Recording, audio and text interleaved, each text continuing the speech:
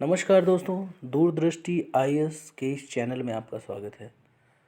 ये हिंदी की मेंस की यूपीपीसीएस की 2015 की कॉपी है कि किस तरह से हम उसकी आंसर राइटिंग करेंगे और मैक्सिमम मार्क्स कैसे लाए जा सकते हैं, वो आप इस कॉपी के माध्यम से देखोगे।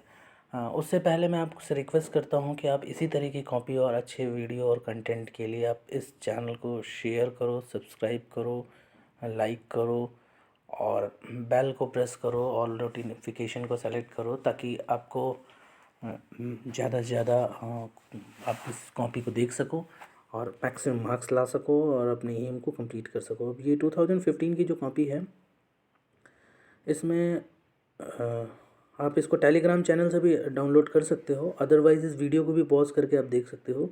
2015 में किस तरह से अब भावार्थ लिखा गया, तो भावार्थ जो है उसको लिखने में भी कहीं ना कहीं कोटेशन का यूज़ किया गया है। तो अब ऐसा नहीं कि भावार्थ सिंपल लैंग्वेज में, ऐसी ही स्ट्रेटजी यूज़ करके मैंने कई बार अच्छे मार्क्स भी मुझे खुद मिले हैं। तो आप इस चीज़ का ध्यान रखिए कि किस तरह से अच्छे मार्क्स पाए जा सकते हैं।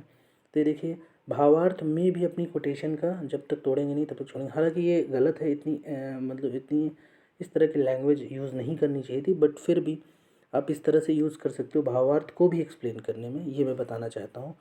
सुबह होगी, शाम होगी, ज़िंदगी यूँ ही तमाम होगी, लाइक दिस। अब कामयाब होने के लिए जो निरंतरता है, हाँ, निरंतर बढ़ेगा उसी को ज़िंदगी में सकाम होगी। तो इस तरह से आगे है। तो इस तरह से आप उद्देश्य को किस तरह से एक्सप्लेन करना है वो है। उसके बाद शीर्षक के तहत आप बता सकते हो कि उसके प्रतिमान कौन कौन से हैं शीर्षक के। और उसके बाद प्रतिमान के बाद आप बता सकते हो कि उपयुक्त जो शीर्षक है, वैसे तो कई शीर्षक आप बता सकते हो कि देखिए कई होंगे, लेकिन जो सबसे उपयुक्त है उसमें भाषा के विभिन्न रूप हैं, इस तरह का शीर्षक आप बता सकते हो। अब दूसरी बात में भाषा के बारे में भी बताया गया है, तो पूछा गया है क्वेश्चन, तो आप इसको भी देखिए डायरेक्ट आप दो भागों में डिवाइड करके डिफ्रेंशिएट कर सकते हो कि अंतर पूछा गया है तो अंतर आप इस तरह से लिख सकते हो। हमेशा वो ज़्यादा इफेक्टिव होता है, पॉइंट करके दो भागों में। उसके बाद इसी तरीके से सारांश जो निकाला गया है, या क्वेश्चन नंबर गा देख लेते हैं क्या पूछा गया है। तो गा में जो पूछा गया है वो है, देखिए, संक्षेपण पूछा गया है। तो संक्षेपण को भी आपको लिखना है एक तिहाई में, 1/3 में। तो संक्षेपण को भी इस तरह से आप लिख सकते हो, अपनी भाषा में लिखना है मेन, ये आपको ध्यान देना है। और एक तिहाई से ज़्यादा नहीं होनी चाहिए वर्ड लिमिट जितना दे रखा है। उसके बाद परिपत्र, परिपत्र की डेफिनेशन दी गई है। उसके बाद परिपत्र की विशेषताएं दी गई। ऐसा नहीं कुछ कि हम मेंस में ही, हम हर जगह यूज़ कर सकते हैं इस स्किल को ज़्यादा से ज़्यादा।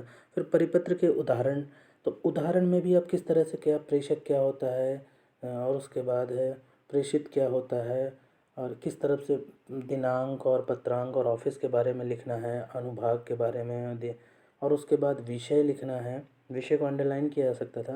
उसके बाद महोदय करके आप बहुत ही शॉर्ट फॉर्म में अपनी बातें लिख सकते हो। और फिर भावदीय का ही उपयोग करना है परिपत्र में। तो और उसके बाद प्रतिलिपि, और ये इस तरह से कोशिश करना है कि आपको नीट और क्लीन और कोई गलती नहीं होनी चाहिए। और एक लाइन से, जैसे प्रेषक, सेवा में, अनुभाग, विषय, महोदय, ये सब एक ही लाइन में आ रहे हैं, तो इस पर ध्यान देना है। ये कॉमा का यूज़ करना है, इसको ध्यान देना है। लास्ट में फुल स्टॉप का यूज़ किया गया, जैसे इलाहाबाद के बाद फुल स्टॉप, तो इसका यूज़ करना है। भावदीय के बाद कॉमा, और इस तरह से कहाँ प्रतिलिपि किस तरह। लेकिन ये एक एक छोटी छोटी चीज़ें हैं जिनसे मैक्सिमम मार्क्स आप ला सकते हो। अब इसी तरह अधिसूचना की विशेषता बताई गई, अधिसूचना है क्या लिखा गया, और फिर फॉर्मेट है उसी तरीके से एज इट इज़ इसको रटना और छापना है। इसमें ज़्यादा दिमाग नहीं लगाना है आपको। अब अध्यादेश का मतलब उपसर्ग और प्रत्यय बताना है, तो वो आप जैसे जैसे इसी तरीके से आप लिख सकते हो। ब्लैक पेन का यूज़ कर सकते हो अच्छा दिखने के लिए। घिच-पिच नहीं करना है, कटिंग नहीं होनी चाहिए अनेक शब्दों में। उसके बाद वर्ड, वाक्य का प्रयोग करना कैसे है, या एक शब्द देना है अनेक शब्दों के लिए। वाक्यों के वाक्यांश के लिए एक शब्द में आप देखिए फिर से लिखना, ये नहीं केवल ए बी सी डाल के लिख दिया, क्योंकि एग्जामिनर जब चेक करेगा तो इरिटेट होता है, बार बार क्वेश्चन पेपर देखना पड़ेगा।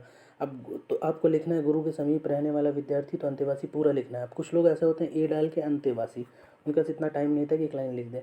उसी तरह एग्जामिनर को खुश करना है, एग्जामिनर को अच्छा फील कराना है, कंफर्टेबल फील कराना है, ये भी आपकी ड्यूटी है, क्योंकि उसी पे आपके मार्किंग सिस्टम बेस्ड है। तो इस तरह से उसके बाद मुहावरे और वाक्य अब पूछा गया है, तो देखिए मुहावरा कि थोड़ी थोड़ी डेफिनेशन भी अगर दे दी तो कितना इफेक्टिव ज़्यादा लग रहा है। उसके बाद डेफिनेशन देने के बाद आपको फिर प्रयोग करना है कि ये कैसे मुहावरा है, इसका अर्थ बताना है और वाक्यों में प्रयोग करना है। और वाक्य में प्रयोग जो अगर करंट के सिनेरियो से हो तो बहुत ही अच्छा है कि आपको इसका मतलब है आप यहाँ पर भी नॉलेज दिखाइए। जो आप इतना करंट पढ़ रहे हो तो करंट से रिलेटेड अगर वाक्यों में प्रयोग करोगे तो वो ज़्यादा और ज़्यादा इफेक्टिव लगेगा। उसके बाद आप वाक्यों में प्रयोग करने के बाद आप जहाँ जहाँ हो ब्लैक पेन या अंडरलाइन का भी प्रयोग करो तो और ज़्यादा अच्छा रहेगा। अब ये इस तरह से आप अपने मार्क्स को और ज़्यादा बढ़ा सकते हो, अपनी कॉपी को इफेक्टिव और दूसरों से अलग बनाकर ज़्यादा से ज़्यादा मार्क्स ला के आप ना केवल सेलेक्शन अपना सुनिश्चित कर सकते हो बल्कि आप टॉपर की श्रेणी में भी आ सकते हो। मिलते हैं नेक्स्ट कॉपी में नेक्स्ट सब्जेक्ट के साथ। तब तक के लिए good bye, bye bye and जय हिंद।